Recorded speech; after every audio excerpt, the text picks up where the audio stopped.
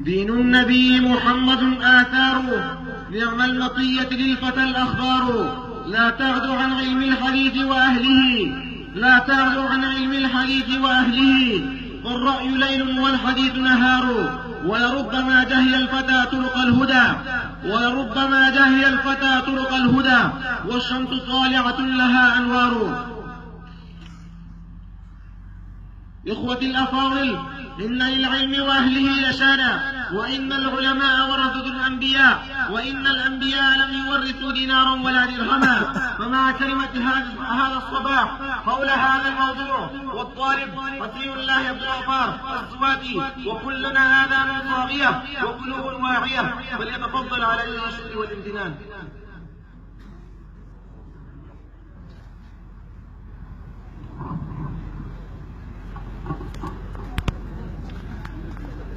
السلام عليكم ورحمة الله وبركاته.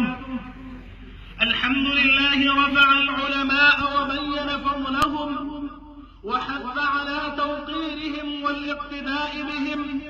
أحمده سبحانه وأشكره على جزيل فضله وإنعامه، وأشهد أن لا إله إلا الله وحده لا شريك له في ألوهيته وربوبيته وأسمائه وصفاته. أما بعد، فأعوذ بالله من الشيطان الرجيم. بسم الله الرحمن الرحيم. قل هل يستوي الذين يعلمون والذين لا يعلمون؟ وقال النبي صلى الله عليه وسلم: العلماء ورثة الأنبياء. دين الإسلام محترم كما الله تاسو دين الإسلام تاريخ مطالعكو أو دين الإسلام نمخ تاريخ مطالعكو ندا خبر الله تاسو تا واضح حقيقي شب مخدس مجمعني الله رب العالمين مخلوقات پیدا کردی او باندې مخلوقاتو کې بهترین مخلوق انسانان پیدا کړی. الله رب العالمین بیا په انسانانو کې بعض خلک بهترین ګرځولي دي چې هغه انبیاء کرام دي. پس د انبیاء کرامونه الله رب العالمین بهترین خلک د انبیاء ملګري او علماء کرام پیدا کړي. محترم ورونو، ولما علماء بهترین او غوره خلک نوي. الله رب العالمین قرآن کریم کې د دوی په باره کې فرمایي: قل هل يستوي الذين يعلمون والذين لا يعلمون؟ ویا برابر دي هغه خلک چې پوهېږي او هغه خلک چې نه پوهېږي؟ هېڅکله نشي برابر دی. ولې؟ دوی سره علم ورسره دی، دوی سره پوهه ورسره ده، دوی د الله توحید پېژني، دوی د الله یووالی پېژني. ولې به د دوی نه نور خلک پوهېږي؟ محترم ورونو، ولې به دا خلک بهترین خلک نه وي؟ الله رب العالمین ځان سره ګواهي کې پېښ کوي: شهد الله انه لا اله الا هو والملائکة واولو العلم قائما بالقسط. الله فرمایي شهد الله، الله گواه دی، ملائکه گواه دي، واولو العلم خاوندان د علم گواه دي، علما گواه دي. الله د ځان سره په ګواهۍ کې شامل دی. محترم ورونو، امام مالک د امام قرطبي رحمه الله د دې آیات لاندې لیکي، وایي د علماو فضیلت چې څومره په دې آیات کې بیان شوی، که چېرته نور بیان دی نو الله رب العالمین به بل آیات نازل کړی دی.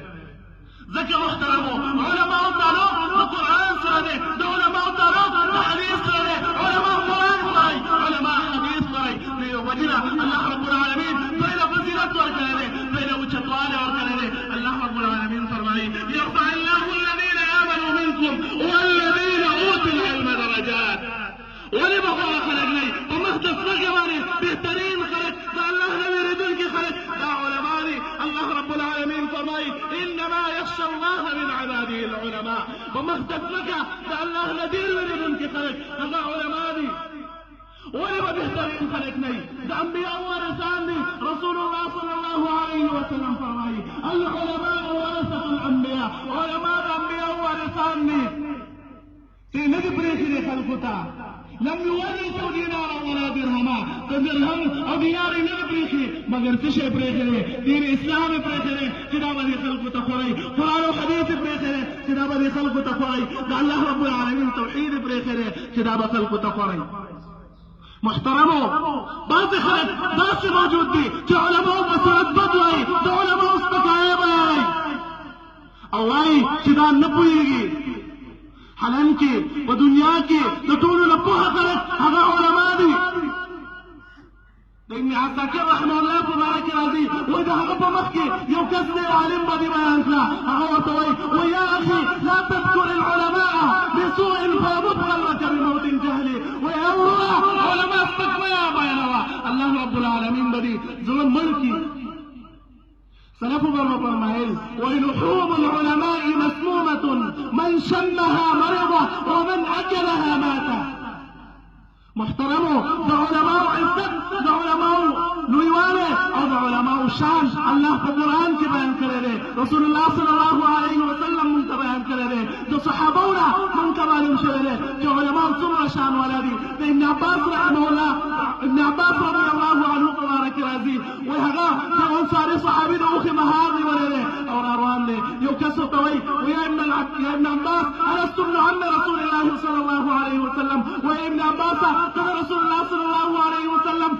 ترزيني كتابي انصاري صحابي دوخي معارني ولا ليه او رواني هغه ورته سوي وای اسكت يا اخي هكذا نفعل بعلمائنا وكبرائنا اكراما واعزازا لكتاب الله عز وجل محترمو د علماء قدر د علماء عزت دا په خپل زړه کې پیدا کول پکار دي ولې الله رب العالمین علماء په دنیا کې کامیابی الله رب العالمین علماء له اوچتواله په وخت د مرګ کې ورکوي چې یو دوه مثالونه به زه تاسو ته پېښ کړم د هغې نه د بشر بن عبد الحارث رحمه الله په باره کې راځي وایي دا یو داسې عالم و چې خپل ټول عمر علم دپاره وقف کړی و خو هر کله چې هغه وفات کېږي د هغه جنازې ته ګوره سهار د کور نه روانېږي ماښامه درې ته رسېږي یو دوه عالمان دي په خپل منځ کې به یو بل باندې لاسونه اړولي دي او څه وایي وایي والله هذا شرف الدنيا قبل شرف الاخره وایي په الله مې د قسم چې دا خو د دنیا شرف دی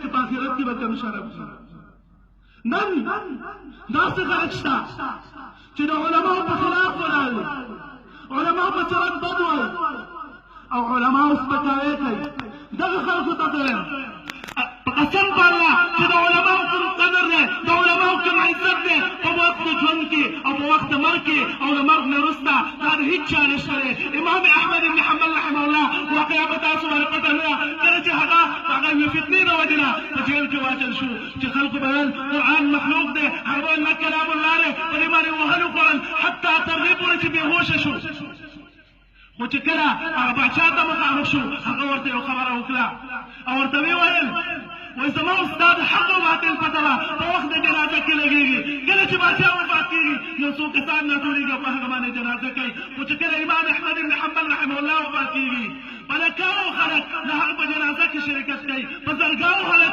یهود نصارا مجوس د هغه په جنازه باندې ایمان راوړي اسلام راوړي محترمو دیم کم ده زخبر موضوع ده امام مالک رحمه الله او ده امام الشافعي رحمه الله امام احمد او امام الشافعي رحمه الله فبارك رازي وامام الشافعي رحمه الله تشاول چې امام احمد بن حنبل رحمه الله ستا ملاقات ته روان دی وهغه ورته ویل چې زه ورته نو سره شمېلې یو څو اشعار ورته ځان علیک او ورته ویل قالوا يزورك احمد وتزوره قلت الفضائل لا تفارز احمدا قالوا يزورك أحمد وتزوره قلت الفضائل لا تفارق منزلا إن زارني فبفضله أو زرته فلفضله فالفضل في الحالين لا الله رب العالمين زمان أستاذ بزرگي زمان أستاذ مسلمانانو بزرگي زمان أستاذ دا عوامو أو دا رنج رب الكرامو بزرگي دا علماء عزت ولي أو علماء